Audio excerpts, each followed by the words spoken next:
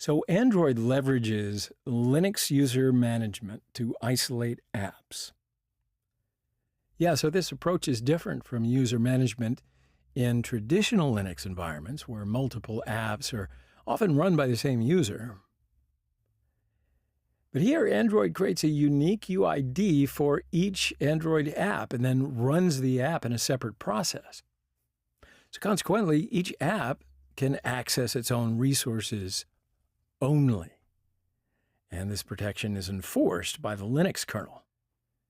Generally, apps are assigned UIDs in the range of 10,000 and 99,999. Android apps receive a username based on their UID. For example, the app with UID 10,188 receives this username, use0_a188. And if the permissions an app requests are granted, the corresponding group ID is then added to the app's process. So let's have a look at how sandboxing works. So imagine you're downloading apps from Google Play. These apps are executed in the Android Application Sandbox, which separates the app data and code execution from the other apps on the device, right? So this separation adds a layer of security. Now, applications run under well-defined and constant UIDs.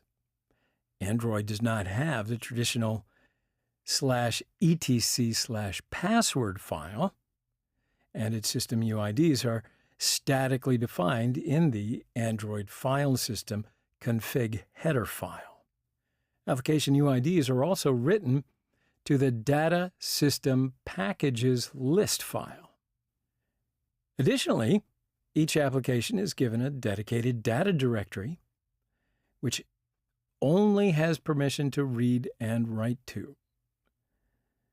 Therefore, applications are isolated or sandboxed, both at the process level, by having each run in a dedicated process, and at the file level, by having a private data directory.